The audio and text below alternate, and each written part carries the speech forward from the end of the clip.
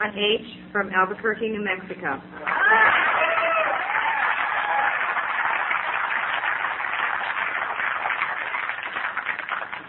Hi everybody, I'm Ron, I'm an addict. And let's just plan something right now, just in case Roseanne, is her name Roseanne? Just in case Roseanne shows up.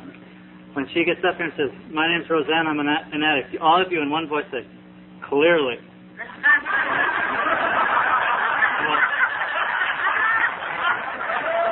Okay, so don't forget, that's your line.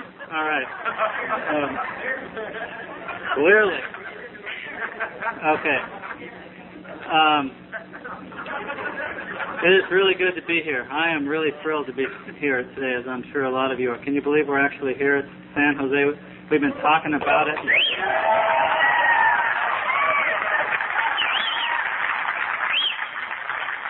Money's funny, can't afford it. You know, how many world conventions have come and gone? And we're here. You know, we're sitting here. Yeah. That's how I'm feeling about this one. I'm really happy to be here. Since I now have an hour and a half, I'm going to start out and tell you a few stories about the old days or something. But I'm thinking, I really am filled with something as I look at this convention center. Thank you. I'm looking at, I went and asked them if there's a place where I could go and kind of get centered and get quiet, and there's no like designated meditation room or anything.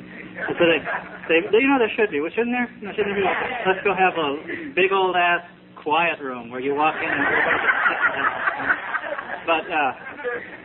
what they did is they brought me into where the speaker is going to be tonight, in the big room.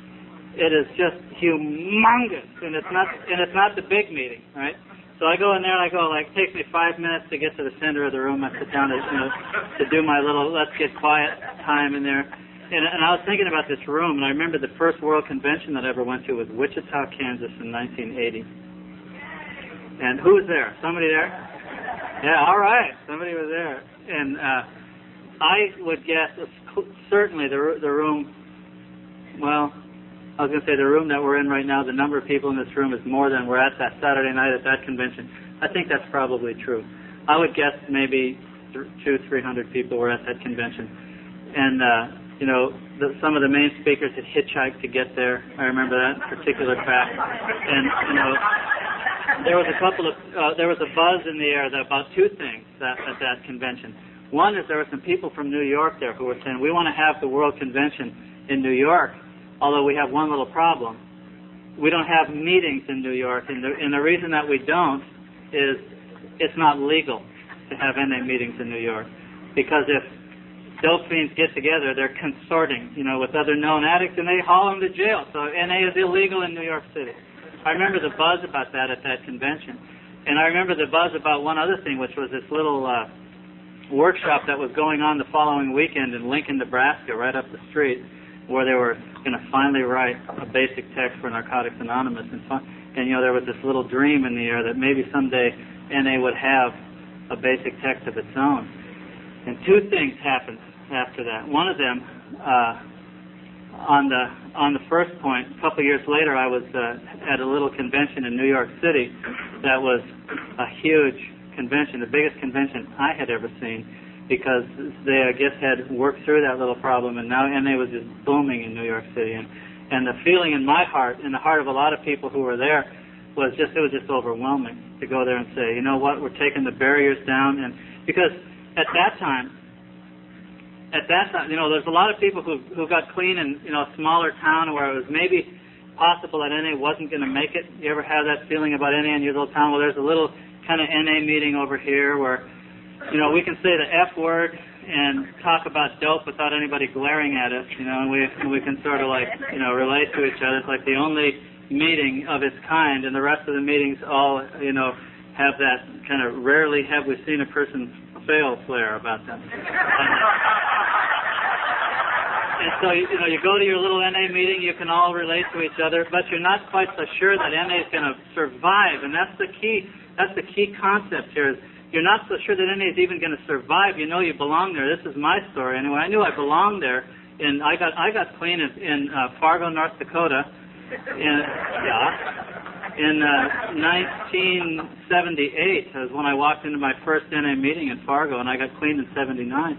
It's an amazing thing, you know, to somewhere out in the middle of Podunk, nowhere, USA, to find a little NA meeting in 1979. You know what I mean? And so I'm sitting in this little meeting, and, you know, dutifully, you know, it was like my first NA meeting. I heard somebody, this is a true story, the very first NA meeting, the guy who first got up to the podium, you know, it was a little podium meeting, there's 12 of us. We were sitting around the table with a podium on one.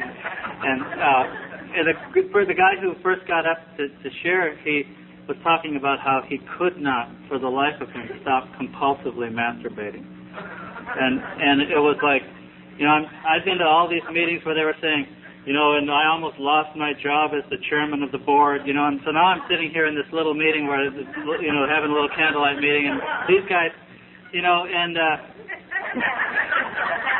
I found a home, not for any.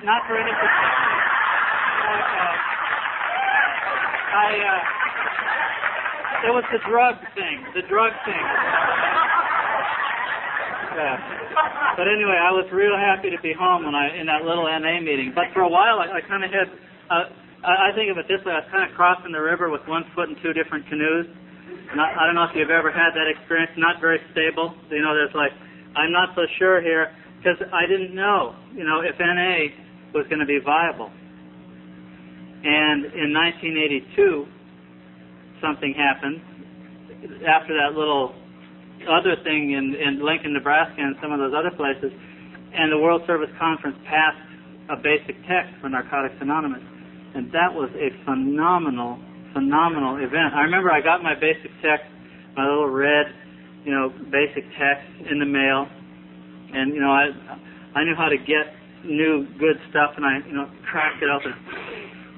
Smelled my book, and it smelled like a new book, you know, and I read that book cover to cover, and this feeling in my heart is like, holy shit, NA is going to make it.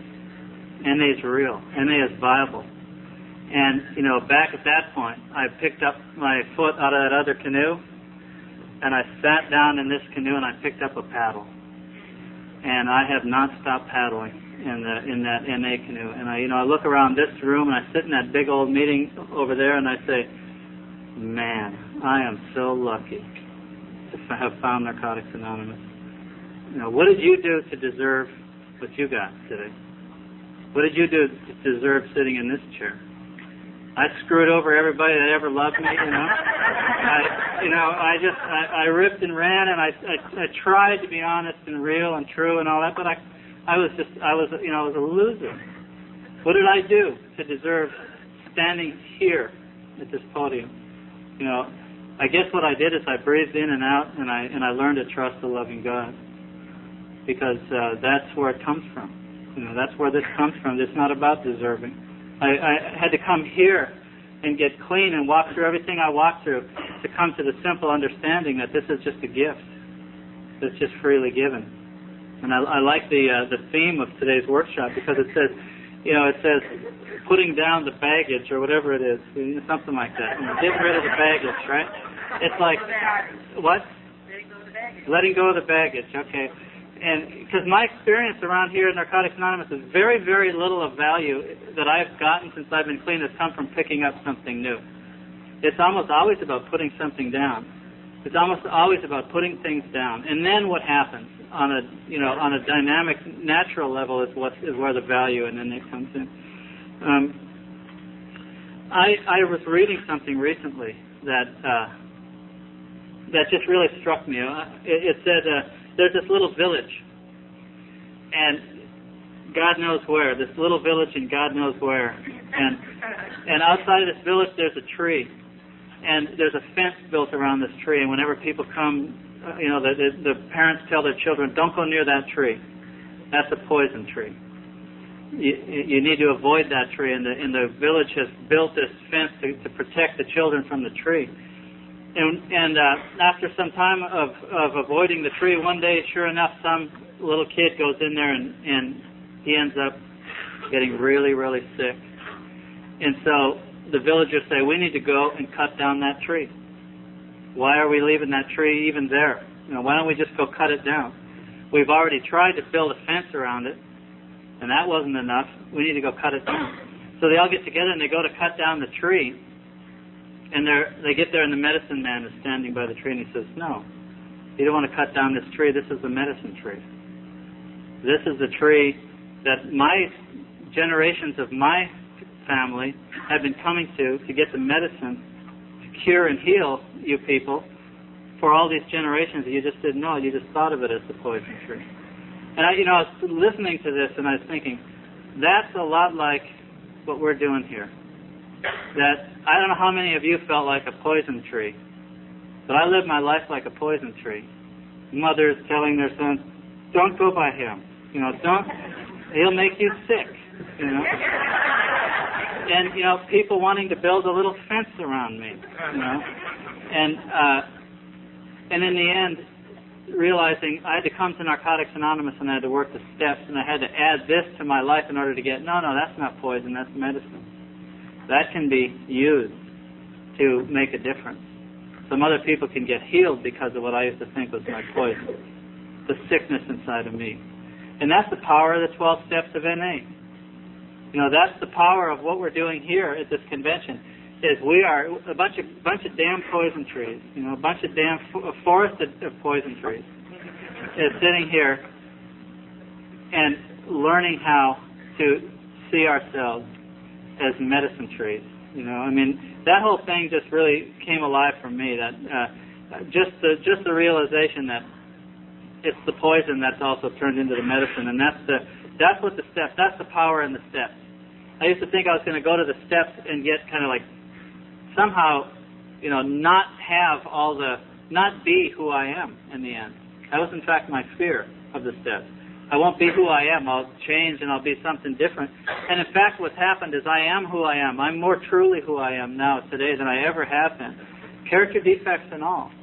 And I guess I'm thinking of times early on when I came to the 6th and 7th step when I said, God, let's just take an example that probably a few people can relate to. Let's just take lust as the character defect. Okay? It's like, I was thinking about that. My workshop is 4 o'clock at the beginning of the convention, and I grew up as a nice little Catholic boy who, in the beginning of the Mass, they always said, "Let us call to mind our sins." At the very beginning, I thought, "Oh, that's perfect. We're going to do a 6th and 7th workshop at the beginning of the convention. Let's call to mind our character defects." But anyway, if you take, for example, lust. I remember my early relationship with the steps. I would think, okay, God, remove my lust, or at least aim it right,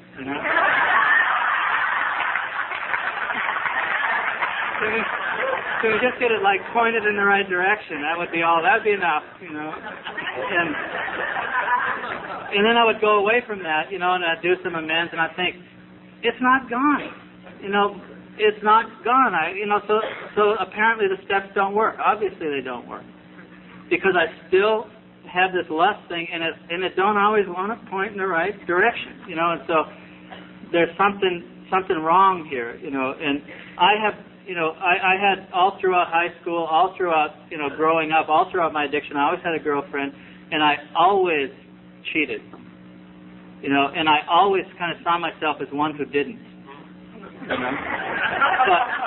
But if you're loaded enough and the situation and there's circumstances and stuff happens and you end up cheating, end up just acting out and then hurrying up and getting back to the guy who doesn't do that, And it was a low integrity way to live my life. I did not have integrity.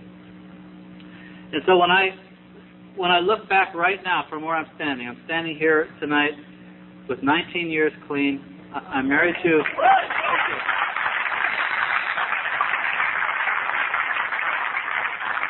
And I echo what Chuck said. I understand what we're applauding there, and it feels good to applaud that it does work. You keep coming back, it does work. And anyway, I'm married to a woman who just celebrated 20 years last month, and she and I met in Narcotics Anonymous. We've been married for a while. We've been married for 16 years. And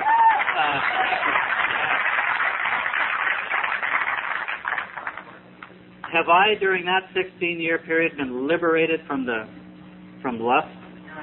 No. Have I, during that 16-year period, always had that lust aiming right squarely at my wife? No. Have I cheated on that woman? No.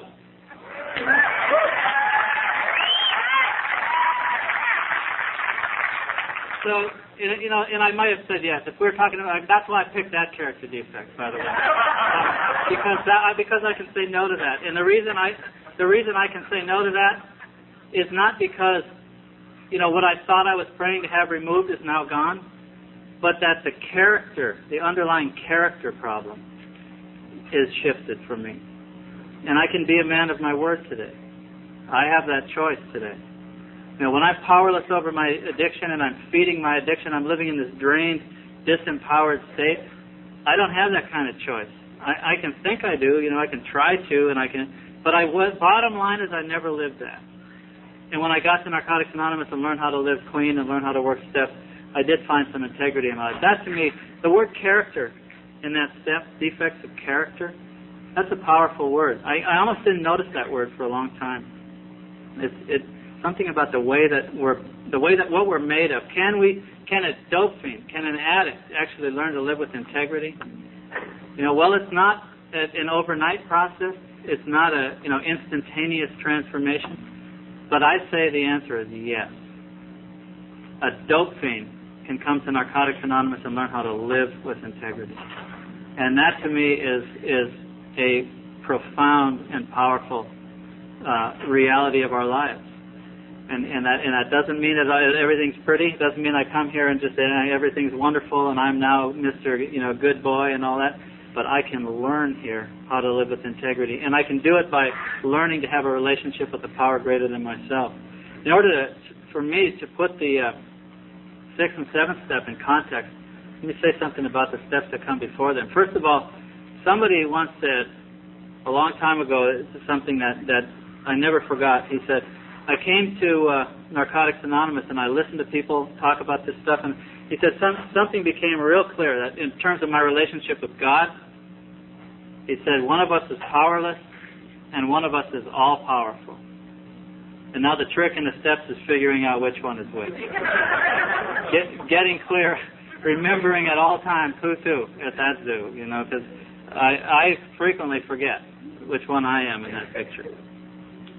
And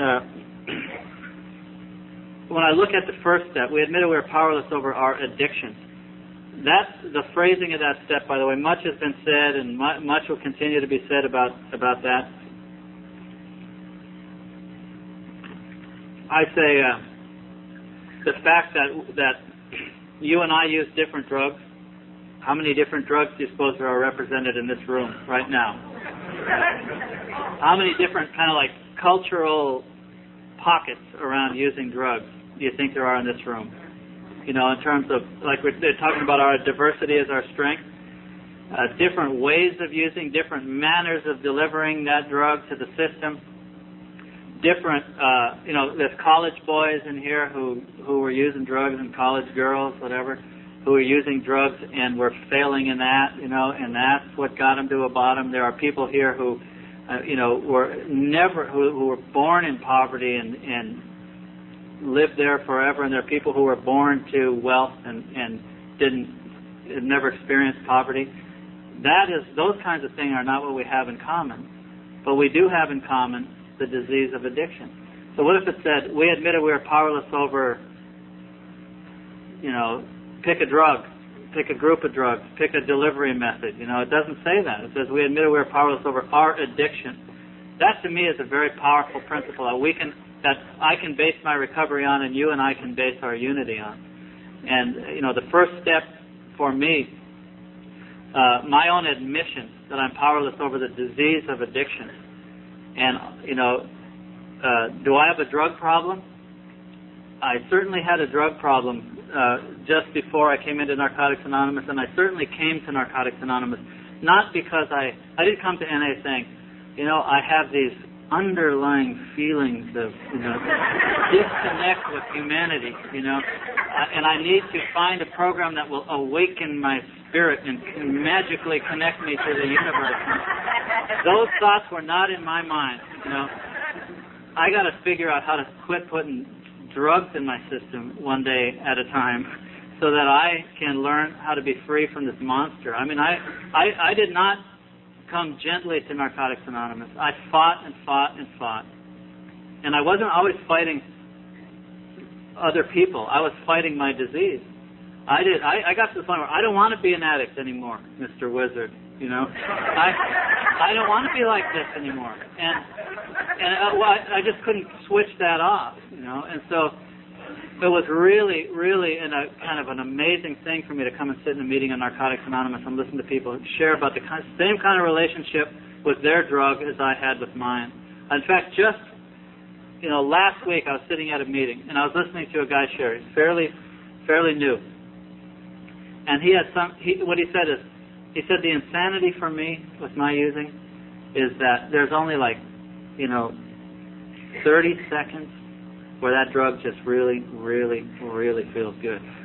There's only 30 seconds where it hits me and I go, oh, and I got it. That's the moment. That's that moment, And then after that, then I'm chasing it. I'm trying to get back there. I'm dumping things on top of it. I'm burying myself underneath it, and I can't get back to that point. And boy, that brought me back. That brought me back 20 years, 25 years, just thinking, that was exactly what it was like for me, the insanity of addiction. And the second step doesn't say we came to believe that we could stop using. Could, because that's really kind of what it is in a way. But it doesn't. It says we came to believe that a power greater than ourselves could restore us to sanity. It points right here. It points right where the problem lies. And it points right to the thing I was treating before with drugs. I've heard a lot of people in NA say, for an addict who comes to NA, the drugs are not the problem. The drugs are the solution. But they're a solution which sort of creates a problem. There's a little circularity to this solution. It kind of gets back around and creates a problem, and everything kind of erodes from there. But really, just parrot everybody else like most of us do when we get up here. Some guy said, if drugs are the problem, then I got good news for you. Especially those of you who might be new who are thinking, I really don't want to be here. Why am I don't want this sucks. Got great news for you. If drugs are your problem, then you don't need all this. Because the solution's real simple. Don't use drugs. Right? Because if drugs are the problem and you don't use drugs, you just remove the problem. And now you just go on about your merry business. You might need a little medical intervention or something because some drugs are harder to kick than others. But then they're gone, right? You walk out of detox a new person, free. Glad I learned that lesson. If drugs are the problem, detoxes turn out winners. If drugs are the problem, toilet seats are the tools of recovery.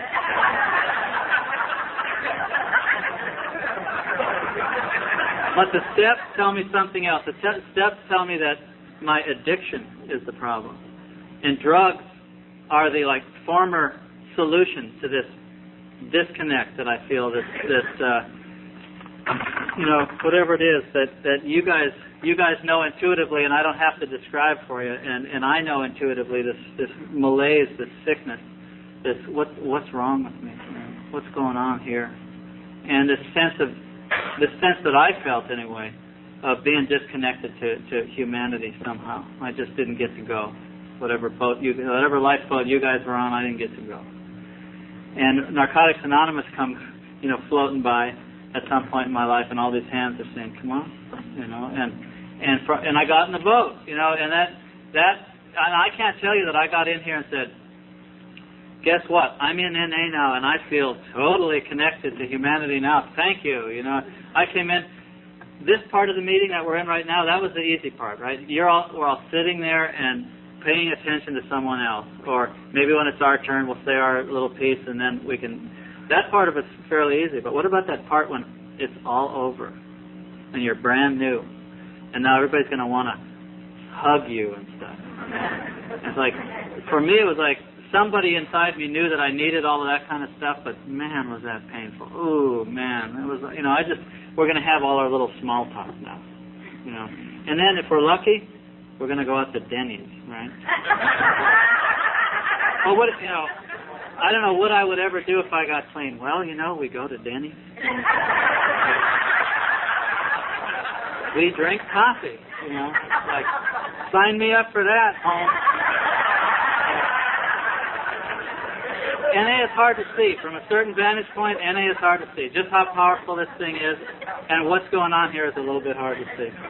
I'm just so glad that I kept coming back because all those little things are so simple and so true. Just keep coming back. And this restoration to sanity in the second step starts to happen and I start to see it.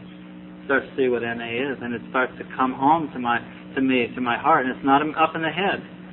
I just kept coming back. And, you know, the third step talks about a decision, doesn't it? If you say, what's the kind of core action in the third step? Somebody might say, turn our will and life over to God, right? But that isn't the core action in the third step. The core action is we made a decision to. That's the third step. And then the steps that go beyond it are what help us actually get there. We made a decision to turn our will and our lives over to the care of God as we understood. Okay. Let me see by show of hands, how many people in this room right now are not from the United States? All right, we got some hands.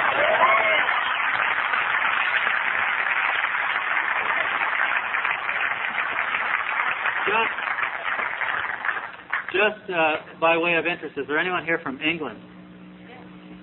Someone from England? I heard that. Yeah. Somebody who doesn't like being the center of attention from England. Okay. Well, some time ago, a long time ago, there was a war between our country and their country. And now, trust me on this. I'm going to bring this right back to NA here in a minute. Some time ago, there was a war between our two countries, and we sort of achieved some independence, or so the story goes, and now we are a country of our own. Okay, here's a little history quiz for you all. Now, are you ready? Yeah. I want you to tell me what year we won the Revolutionary War and achieved our independence from Great Britain. What year? Okay. Somebody. Now, see, there's two kinds of addicts. The kinds that go to school and just want to be the good student and just know it all, get it all right. And then there's the others that just say to the school, screw you. You know? Yeah, I don't need that shit, right? So I heard the room divide, and I heard from both of you just now. Some of you said 1776, and those are the screw you people. I don't need that kind of shit, because you know what year it was? 1789. 1789. So then what's this thing about July 4th, 1776? Why do we celebrate like this big independence on July 4th? But it was 1789 that we won that war. Now I'm going to take it back to the steps, okay? Because we declared it so that day. And then we had some shit to handle.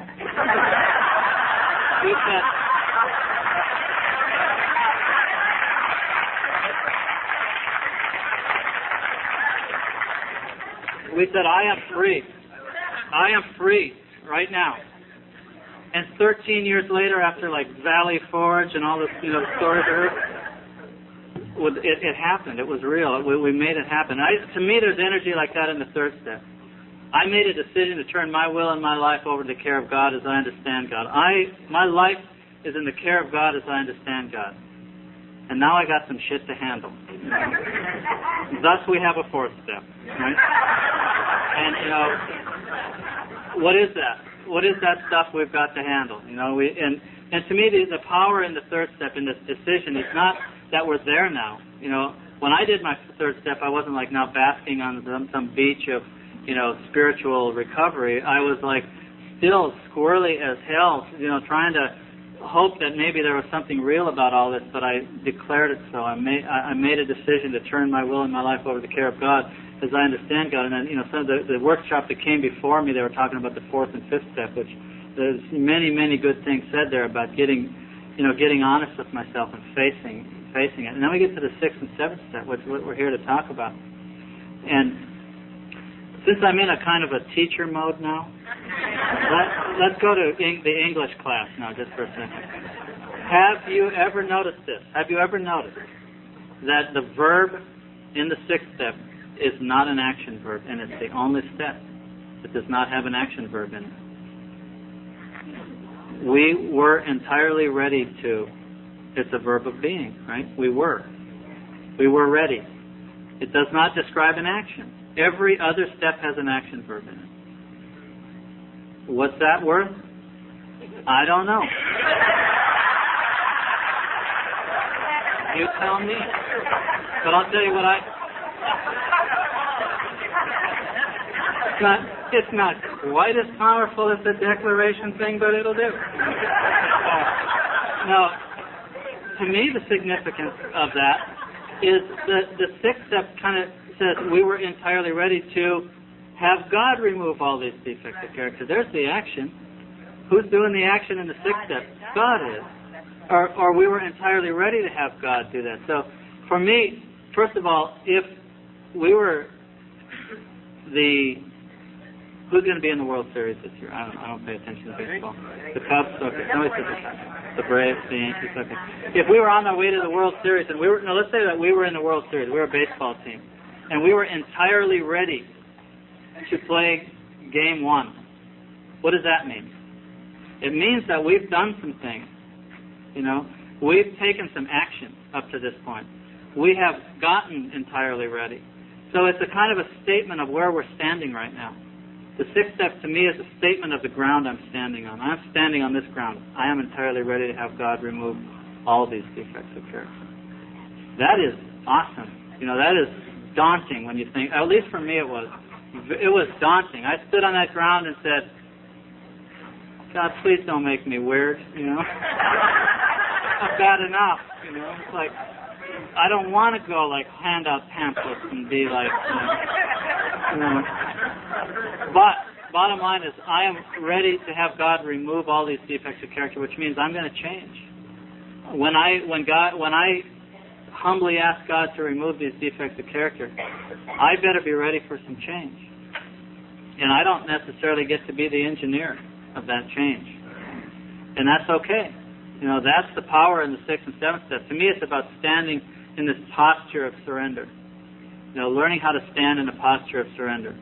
It's one thing to surrender, to be up against the wall and be, at the end and, I give up, finally. That's one thing, the act of surrender. But the sixth and seventh step, it seems to me, say something about standing in a posture of ongoing surrender. And that's a higher bar for me. Because I could surrender when I was using. You get me to a certain point, and I could, give up and go try something else, But to actually get to that point where the ideal that I'm coming from is to stand here in this surrendered way, that to me is what the sixth step describes. And then the seventh step. The seventh step for me is it's like this sacred kind of holy, personal, private place and thing that I do when I'm standing on that spot. When I first heard the sixth and seventh, I heard the 12th step. I went to early meetings and listened to reading the 12 steps, and I remember this. This is true. This is not just a cute story you make up later. I remember looking at the sixth step and going, I don't get that one. We were entirely ready to, and then we did. It's like they just wanted 12, so they threw one more. They like that number 12. 12 tribes of Israel and 12 apostles, and so we're going to have 12. So we say, and you see it in other steps too, like the third step. We made a decision. We came to believe. We made a decision. We made a list. We made the amends. Yeah, okay, that's handy. Now we get to have 12. So I looked at the sixth step, and I really said, basically an empty step. It's just the thing you say before you do it. I so clearly disagree with my earlier perception on that now. That sixth step is so powerful, and it comes right on the heels of the fifth step, where I finally, for once, got honest all the way down to my toes. Pepe used to say, some of you know or heard tapes or knew, or Pepe was one of our old timers here who had he been alive right now would have been here tonight and big in the hearts of a lot of people here. He was a terrific member of BNA, who had been around since the late 50s and was just a stand-up guy. He used to say, the hell did Pepe say again? Actually, I built up my Pepe thing to the point now where I can't remember what it was. No, I remember. It was about honesty. He said there's an old adage that's as old as the hills, the truth shall set you free. And this is an adage that addicts did not have a good relationship with. And a lot of us come here totally not free. And with a warped idea of what free is. Free is I get to do whatever the hell I want, say whatever the hell I want, whenever the hell I want, and screw all of you, that's free. And coming here and learning this thing about surrender and character and, commitment and some of the things that we learn around here, he said the steps are an exercise in telling the truth. You tell the truth right off the bat. First step, we admitted we were powerless over our addiction, that our lives had become unmanageable. And there's several points in the steps. Fourth and fifth step, humongous exercise in telling the truth, telling it to myself, and then telling it to you. And the 10th step is another one of those. I'm just going to learn to tell the truth. The 10th step, however, just as a slight aside, is just a little bit wrong. We could improve on it just a little bit. And here's how. If it was really for addicts, instead of saying, we continued to take personal inventory when we were wrong, promptly admitted it. It would say, we continued to take personal inventory, and when we were wrong, and sufficient time had passed, such that we didn't have to eat so much shit, we pleaded guilty to a lesser offense. Isn't that the addict?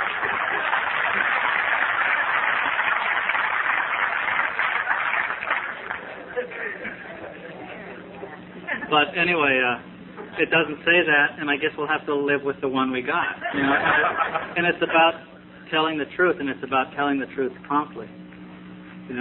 I've learned in my own life this little promptly clause in the 10th step is one of the more powerful things that the steps offer. You could say that about a lot of things, but that's certainly one of them.